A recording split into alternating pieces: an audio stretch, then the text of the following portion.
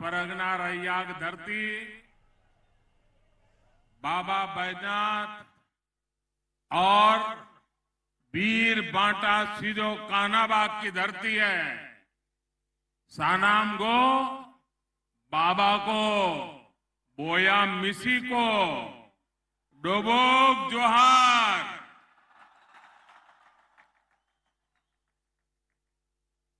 अपने सनी के नमस्कार। की हालचाल है?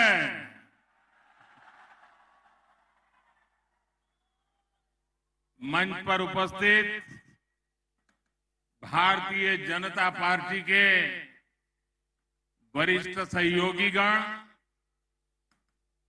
केंद्रीय मंत्रिमंडल के मेरे साथीगण, संसद के मेरे साथीगण, विधायकगण और देवघर के मेरे प्यारे भाई और बहनों, कल देवघर की दिवाली पूरा देवघर दीप मालाएं प्रज्वलित कर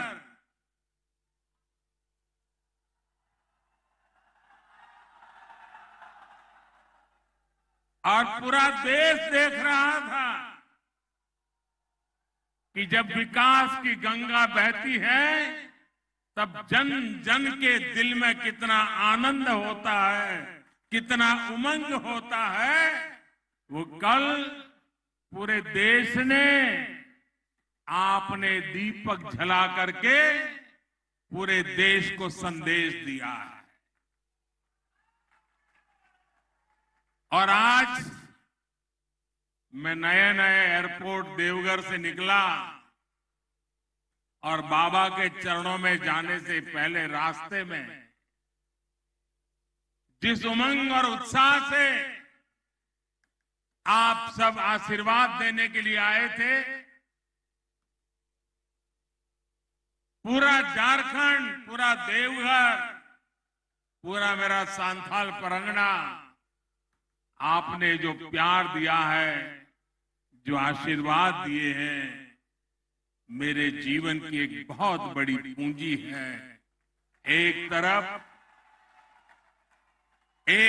बाबा का आशीर्वाद और दूसरी तरफ ईश्वर रूप जनता जनार्दन का आशीर्वाद। दोनों आशीर्वाद कितना बड़ी शक्ति देते हैं वो आप भी जानते हैं, मैं भी जानता हूं। भाइयों बहनों, श्रावणी मेले की तैयारी और अब बाबा धाम में पहले से अनेक रंग रूप से मनेगी। पूरा हमारा महीना उमंग और उत्साह से बीतने वाला है। मुझे भी कुछ समय पहले बाबा धाम पूज्य बाबा के चरणों में जाके दर्शन पूजन अर्चन करने का सौभाग्य मिला। उससे पहले झारखंड के विकास के लिए हजारों करोड़ रुपयों के योजनाओं को भी बाबा के चरणों में और जनता जनार्दन के चरणों में अर्पित किया। आप जनता जनार्दन और विशेष रूप से बाबा धाम में जिस प्रकार सुविधाओं का विस्तार हुआ है, उससे मेरे कांवड़िया और श्रद्धालुओं, उनको तो अनेक प्रकार की सुविधा होने वाली है। जिस नए एयरपोर्ट का शिलान्यास करने में मुझे यहां देवघर आने का सौभाग्य मिला था, आज उसका लोकार्पण करने का अवसर मिला है। आपको याद होगा, पहले योजना की घोषणाएं होती थी, फिर एक दो सरकार जाने के बाद आकर के कोई पत्थर लगा के जाता था और पत्थर लटकता रहता था। दो चार सरकारें चलने के बाद कोई और आता, फिर वो ईंट लगाना शुरू करता था और पता नहीं कितनी सरकारें जाने के बाद एक योजना सामने दिखती थी। आज हम उस कार्य संस्कृति को लाए हैं उस राजनीतिक संस्कृति को लाए हैं, उस गवर्नेंस के मॉडल को लाए हैं कि जिसका शिलान्यास हम करते हैं उसका उद्घाटन भी हम करते हैं। हम जनता के हक के पाई पाई की कीमत समझते हैं, जनता के पसीने से आए हुए पैसों का मूल्य समझते हैं और इसलिए जनता जनार्दन का एक पैसा भी बर्बाद न हो जाए, पैसों का समय पर उपयोग हो और पैसों का जो उपयोग हो वो जनता जनार्दन के लिए काम आए, इस संकल्प को लेकर के हम चलते हैं। साथियों, आपने अपना स्नेह देकर मुझे जिस तरह अपना ऋणी बना लिया है उसको मैं तेज विकास करके, सबका विकास करके चुकाने का ईमानदारी से प्रयास करता रहा हूं, करता रहूंगा। आज 16,000 करोड़ रुपए से ज्यादा की ये योजनाएं इसी दिशा में एक महत्वपूर्ण कदम है। भाई और बहनों, भारत आस्था, अध्यात्म और तीर्थ स्थलों की धरती है। तीर्थ यात्राओं ने हमें बेहतर समाज और बेहतर राष्ट्र के रूप में गढ़ा है। हमें देवघर को ही देखे तो यहां शिव भी है और शक्ति भी है।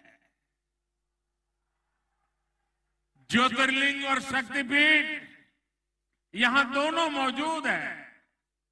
हर साल लाखों श्रद्धालु दूर दूर से यहां गंगा जल लेकर आते हैं, देश के अलग अलग कोने से आते हैं, बड़ी भक्ति भाव से आते हैं। लोगों को एक दूसरे की भाषा, बोली भले समझ आए या ना आए, लेकिन हमारी आस्था, हमारी सांस्कृतिक विरासत ये सांझी अमानत है। भारत की इन्हीं धरोहरों को सुरक्षित करने, इन तक पहुंचने का मार्ग आसान बनाने के लिए आज अभूतपूर्व निवेश किया जा रहा है। बाबा बैजनाथ धाम हो, काशी विश्वनाथ धाम हो, केदारनाथ धाम हो, अयोध्या धाम हो, रामायण सर्किट हो, भगवान बुद्ध से जुड़े पवित्र स्थान हो, देश में आस्था, आध्यात्म और ऐतिहासिक महत्व से जुड़े हर स्थान में आधुनिक सुविधाएं तैयार की जा रही हैं। साथियों, आज पर्यटन दुनिया के अनेक देशों में एक आकर्षक उद्योग के रूप में रोजगार का बहुत बड़ा माध्यम बना हुआ है। आज पूरी दुनिया में अनेक देश हैं जिनकी पूरी अर्थव्यवस्था सिर्फ और सिर्फ पर्यटकों के भरोसे चल रही है। भारत के कोने कोने में पर्यटन की शक्ति अपार है, बहुत सामर्थ्य पड़ा हुआ है। हमें इसे और बढ़ाने की जरूरत है। आज दुनिया नए स्थानों को, नए कल्चर को, नई चीजों को देखना चाहती है, समझना चाहती है, जुड़ना चाहती है। लोग कुछ दशक पहले की विरासत देखकर आंखें चौड़ी करती लेते हैं। उनको कभी कभी लगता है अच्छा है, लेकिन जब भारत में आते हैं और यहां हर कोने में, हर पत्थर पे हजारों साल पुरानी यादें वहां पर समाहित हुई देखते हैं हजारों साल पुरानी ये महान परंपरा दुनिया जब देखती है तो वो चकाचौंध उनके मन को प्रभावित कर देती है। इसलिए आज ये समय की मांग है कि भारत अपनी विरासत को ज्यादा से ज्यादा और तेजी के साथ संरक्षित करे, वहां आधुनिक सुविधाएं बढ़ाए। और हम ये पूरे देश में देख रहे हैं कि बीते वर्षों में जिन भी तीर्थ स्थलों को आधुनिक सुविधाओं से जोड़ा गया, वहां यात्रियों की संख्या, पर्यटकों की संख्या अनेक गुना बढ़ गई है। इसका सीधा लाभ वहां रहने वाले आसपास के गांव के लोग, आसपास के जिले के लोग, उनको इनका बहुत बड़ा लाभ होता है। मैं बाबा धाम के आप लोगों को बाबा विश्वनाथ की नगरी काशी का एक उदाहरण देना चाहता हूं। जब से काशी में विकास ने गति पकड़ी है, काशी विश्वनाथ परिषद का सुंदरीकरण हुआ है, बनारस आने वाले श्रद्धालुओं की संख्या में कई गुना बढ़ोतरी हुई।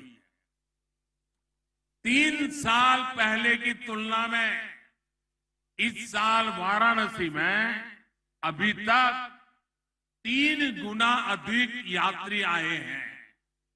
इस वृद्धि के चलते होटल वाले हो, ढाबे वाले हो, नाव वाले हो, ऑटो रिक्शा वाले हो, फूल पौधे बेचने वाले हो, पूजा का सामान बेचने वाले हो, इतना ही नहीं, चाय बेचने वालों को भी बहुत फायदा हो रहा है। उनका कारोबार बहुत बड़ा है। वहां जो हस्तशिल्प का काम होता है, कारीगर बुनकर जो सामान बनाते हैं, उसकी बिक्री भी बहुत ज्यादा बढ़ी है। साथियों, ऐसा ही प्रभाव हम केदारनाथ धाम में भी देख रहे हैं। जब वहां पुनर्निर्माण नहीं हुआ था, जब वहां सुविधाएं नहीं बढ़ी थी, तो कपाट खुलने की शुरुआती 2 महीने में एवरेज 2-2.5 लाख यात्री आते थे। इस साल कपाट खुलने के शुरुआती 2 महीनों में करीब करीब 9 लाख श्रद्धालु बाबा केदार के दर्शन कर चुके हैं। ऐसा ही एक उदाहरण आपको पता होगा, गुजरात में मां नर्मदा के तट पर सरदार वल्लभ भाई पटेल की विश्व की सबसे ऊंची प्रतिमा बनी है, स्टैच्यू ऑफ यूनिटी। उस जगह पर जाने क्या, उसके निर्माण के कारण, और वो पूरा क्षेत्र मेरे आदिवासी भाई बहनों का क्षेत्र है। वहां हमारे आदिवासी भाई बहन की रोजी रोटी कमाते हैं। स्टैच्यू ऑफ यूनिटी बनने के बाद लाखों की तादाद में यहां लोग आते हैं, और ये टूरिस्ट वहां पर होटल, वहां के ढाबों में हैंडीक्राफ्ट के सामान खरीदना, सैकड़ों करोड़ रुपए भी खर्च करते हैं। इसका सीधा लाभ वहां रहने वाले लोगों को हो रहा है, मेरे आदिवासी भाइयों बहनों को हो रहा है। यानी जब पर्यटन बढ़ता है तो इसका फायदा गरीब को होता है, आदिवासी को होता है, दलित, वंचित, पिछड़े को होता है। झारखंड ने भी बढ़ती हुई कनेक्टिविटी, आस्था के स्थलों का सुंदरीकरण, पर्यटन को बढ़ाएगा, यहां पर रोजी रोटी को अवसर देगा, नौजवानों के लिए नए मौके मिलेंगे, स्थानीय लोगों की आय बढ़ेगी। ये हमारी सरकार के लिए बहुत गर्व की बात है कि 15 नवंबर हर कोई गर्व करता है पूरे देश में। 15 नवंबर भगवान बिरसा मुंडा के जन्म दिवस को हमने जनजातीय गौरव दिवस घोषित किया है और अब पूरा हिंदुस्तान हर वर्ष इस बात को मनाएगा। धरती आबा बिरसा मुंडा के बेहतरीन और आधुनिक संग्रहालय के निर्माण का सौभाग्य भी हमें ही मिला है। मुझे विश्वास है जो परियोजनाएं आज हमने शुरू की है वो झारखंड के विकास को नई गति देने जा रही है। भाइयों और बहनों, हमारे लिए सबका साथ, सबका विकास, सबका विश्वास और सबका प्रयास ये सिर्फ नारा नहीं है। कल जो आप दीप जला रहे थे, आज रास्ते पर उमंग उत्साह से जो उमड़ पड़े थे, और आज भी जहां मेरी नजर पहुंच रही है लोग ही लोग हैं, इसका मतलब है कि लोगों को विकास चाहिए और विकास के लिए सबका साथ मिलता है और सबका साथ सबका विकास ये मॉडल आज देवघर में सबके सामने नजर आ रहा है। भाइयों बहनों, ये जो विकास हो रहा है ये सिर्फ एक नारा बोलने के लिए नहीं है, ये हमारी निष्ठा का प्रमाण है, हमारी नीयत का प्रमाण है, हमारे परिश्रम का प्रमाण है। बीते 8 वर्षों में हमें उनको सशक्त किया जिनको पहले सिर्फ राजनीतिक नारों में समेट दिया गया था। वो गरीब, वो आदिवासी, वो दलित, वो पिछड़ा, वो हमारी बहनें बेटियों जिनका नंबर हमेशा सबसे अंत में आता था, वो आज हमारी सरकार के लिए पहली पंक्ति में है, हमारी प्राथमिकताओं में पहले पायदान पर है। वो क्षेत्र जो विकास की दौड़ में पीछे रह गए, हम उनको आगे लाने के लिए दिन रात मेहनत कर रहे हैं। साथियों, आज बाबा धाम में मैं आपसे एक सवाल करना चाहता हूं। आप मुझे जवाब देने की जरूरत नहीं है, फिर मन में सोचिए। आज जो काम हो रहे हैं, देश यही है, लोग यही है, दफ्तर वही है, अफसर वही है, तो क्या पहले होने चाहिए थे कि नहीं होने चाहिए थे? ये काम पहले होने चाहिए थे कि नहीं होने चाहिए थे? कौन रोकता था उनको? भाइयों बहनों, इसका एक बड़ा कारण था। सरकारें कुछ होती है जिसके दिल में सेवा भाव नहीं, सत्ता भाव भर जाता है, और ये सत्ता भाव के कारण वे लंबे समय तक जो सरकारों में रहे, उनकी प्राथमिकता सत्ता, सर्वसत्ता, सबदूर सत्ता, कहां से मिले वहां से पाना, सिर्फ सत्ता, यही उनका ख्याल, यही उनका मंत्र, वही उनकी प्राथमिकता। सेवा कभी उनकी प्राथमिकता नहीं रही। अगर रहती तो देश आज आजादी के 75 साल मना रहा है, बहुत आगे पहुंच चुका होता। भाइयों, ऐसे में व्यवस्था ऐसी बन गई कि जिसके पास पहुंच थी, सिफारिश थी, जो धनवान था वही सारी सुविधाओं तक पहुंच पाता था और सारी सुविधाएं उसी के लिए समर्पित हो जाती थी। पहले से जितने दूर थे, जो गरीब थे, दलित थे, पिछड़े आदिवासी थे, उन तक सुविधा भी उतनी ही देर से पहुंचती थी, उनका नंबर ही नहीं लगता था। इसलिए झारखंड को, संथाल परगना के इस बहुत बड़े क्षेत्र को सुविधाओं के लिए लंबा इंतजार करना पड़ा। और मुझे गर्व है कि भाजपा की सरकार, एनडीए की सरकार गरीब की सेवा की भावना से उनके लिए जी जान से काम कर रही है। हम गांव गांव तक सड़कें बना रहे हैं ताकि सुविधा मिले तो सबको मिले, हम गरीबों के लिए नए घर बन रहा है। झारखंड के 12 लाख गरीब परिवारों को पक्के घर मिले हैं भाइयों बहनों। हमारी सरकार बनने के बाद 12 लाख गरीब भाइयों को, मेरे आदिवासी भाई बहनों को पक्के घर मिले हैं। हर परिवार को बिजली मिले, पर्याप्त बिजली मिले, गरीब से गरीब बहनों को रसोई गैस मिले, हर घर जल पहुंचे, इसके लिए हम निरंतर काम कर रहे हैं। हमारी सरकार के ऐसे ही प्रयासों से मेरे गरीब भाई बहनों में गरीबों के विरुद्ध लड़ने का, गरीबी के खिलाफ लड़ने का, गरीबों को गरीबी के खिलाफ लड़ने के लिए तैयार करने का, गरीबी दूर करने का नया साहस पैदा हुआ। भाई और बहनों, हमारी सरकार गरीब की मुसीबतें समझती है, गरीब के सुख दुख की साथी है। कोरोना के इस कालखंड में 100 साल की सबसे बड़ी महामारी आई।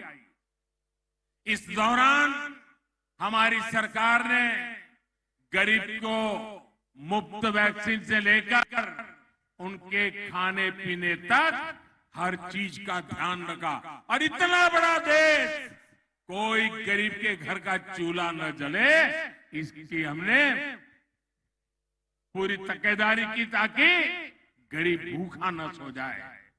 झारखंड के भी लाखों लोगों को केंद्र सरकार की मुफ्त राशन वाली योजना का लाभ मिल रहा है।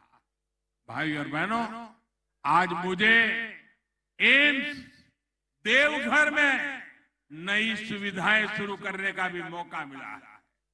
झारखंड में स्वास्थ्य सेवाओं की बेहतरी के लिए हम निरंतर काम कर रहे हैं। यही झारखंड की धरती है जहां से जब रघुवर दास जी मुख्यमंत्री थे, आयुष्मान भारत योजना का उद्घाटन प्रारंभ यही झारखंड से हुआ। इस योजना के तहत देश के 3 करोड़ गरीब मरीजों को मुफ्त इलाज मिल चुका है। इसमें झारखंड के भी 12 लाख से अधिक बहन भाइयों ने इसका लाभ लिया है। इन लोगों ने अस्पताल में भर्ती होकर अपना मुफ्त इलाज कराया है। आप कल्पना कर सकते हैं, इससे सिर्फ झारखंड के गरीबों को ही 1400 करोड़ रुपए, अगर ये योजना न होती तो उनको अस्पताल के 1400 करोड़ रुपए का बिल भरना पड़ता। आज इस योजना के कारण झारखंड के लोगों के जेब में वो 1400 करोड़ रुपया बच गया है। मेरे भाइयों बहनों, सोचिए, इतना पैसा खर्च करके इलाज करने के बजाय मेरा गरीब भाई बहन तो यही सोचता कि भाई कुछ नहीं करना है, थोड़ी तकलीफ होगी, अब कितने दिन जीना है। भाइयों बहनों, वो दवाई न करवाते, घर पे बैठे रहते। मेरी माताएं तो बताती भी नहीं कि मुझे पीड़ा हो रही है, क्योंकि माँ को रहता है कहीं बेटे को कर्ज हो जाएगा, वो दर्द झेलती रहती। लेकिन माँ, तेरे बेटे पर कर्ज न पड़े, तेरा दूसरा बेटा बैठा है, तेरी चिंता करेगा। लेकिन भाजपा सरकार की योजना गरीब के लिए बहुत बड़ा संबल बनकर आई है। आयुष्मान भारत योजना की वजह से झारखंड के लोगों को, गरीबों को देश के दूसरे बड़े शहरों के अस्पतालों में भी बहुत मदद मिल रही है। यहाँ देवघर में एम्स बनने से भी गरीबों की बहुत बचत होने वाली है। साथियों, आदिवासी समाज का सशक्तिकरण, उनके बच्चों का उज्जवल भविष्य भाजपा की प्राथमिकता है। ये केंद्र सरकार की नीतियों में साफ साफ झलकता है। देश के 100 से अधिक आकांक्षी जिलों में अनेक जिले झारखंड के हैं, उसमें भी अधिकतर मेरे ये संथाल परगना में है। कुछ महीने पहले ही देश के 44 जनजातीय जिलों में 4G मोबाइल कनेक्टिविटी मजबूत करने के लिए बड़ा फैसला लिया गया है। इसके लिए सरकार लगभग 6,000 करोड़ रुपए खर्च करने जा रही है। इसका लाभ झारखंड के अनेक जिलों में रहने वाले मेरे आदिवासी भाई बहनों, यहाँ के युवाओं को होने वाला है। इससे जनजातीय जिलों में डिजिटल इंडिया का यानी ऑनलाइन सरकारी सेवाओं का लाभ और बेहतर तरीके से मिल पाएगा। झारखंड एकलव्य मॉडल स्कूलों के नेटवर्क का भी बहुत बड़ा लाभार्थी है। केंद्र सरकार झारखंड में 90 से अधिक एकलव्य स्कूल बना रहा है। भाई और बहनों, झारखंड में प्राकृतिक संपदा भी है और समृद्ध होने का सामर्थ्य भी है। बीते कुछ वर्षों में केंद्र सरकार के प्रयासों से झारखंड का यह सामर्थ्य और बढ़ रहा है। क्या कभी कल्पना की जा सकती थी कि झारखंड पाइप से रसोई गैस और सीएनजी आधारित ट्रैफिक के मामले में देश का अव्वल राज्य में होगा? आज प्रधानमंत्री ऊर्जा गंगा योजना के कारण ये संभव हो रहा है। सिंदरी खाद्य कारखाना जो बंद पड़ गया था, उसे फिर से शुरू करने का काम भी तेजी से चल रहा है। ये झारखंड के किसानों, देश के किसानों को राहत देगा, यूरिया पर विदेशी निर्भरता को कम करेगा। भाई और बहनों, झारखंड के पास देश का अग्रणी औद्योगिक राज्य बनने की हर संभावना मौजूद है। आज संथाल परगना के लिए पहले 4 लेन हाईवे का भी शिलान्यास किया गया है। इससे इस पूरे अंचल में कनेक्टिविटी को विस्तार होने वाला है। साहबगंज में गंगा नदी पर मल्टी मॉडल हब भी बनाया गया है, ताकि यहाँ के उद्योगों को हल्दिया से वाराणसी पर बने नदी जलमार्ग का भी लाभ मिल सकेगा। झारखंड को समुद्री रास्ते से कनेक्ट करने के लिए जो भी प्रयास हो रहे हैं, उससे यहाँ उद्योग लगाना बहुत आसान हो जाएगा। यहाँ कच्चा माल भी और जब उत्पादन होगा तो झारखंड यहाँ के गरीब को, आदिवासी को रोजगार के लिए यहाँ से कभी उसको बाहर जाना नहीं पड़ेगा। हिंदुस्तान के और कोनों में झुग्गी झोपड़ी में जीने के लिए मजबूर नहीं होना पड़ेगा। और यही तो हमारा सबका साथ सबका विकास का राह है। साथियों, विकास के इन कार्यों के बीच आज मैं आप सभी को एक बात से भी सतर्क करना चाहता हूं।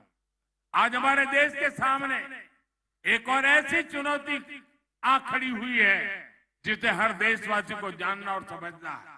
ये चुनौती है शॉर्टकट की राजनीति।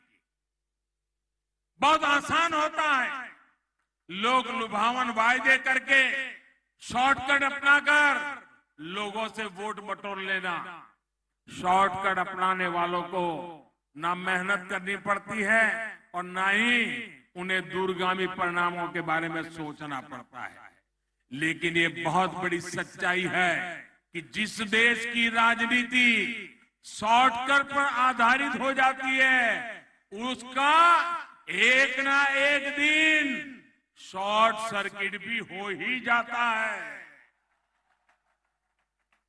शॉर्टकट की राजनीति देश को तबाह कर देती है।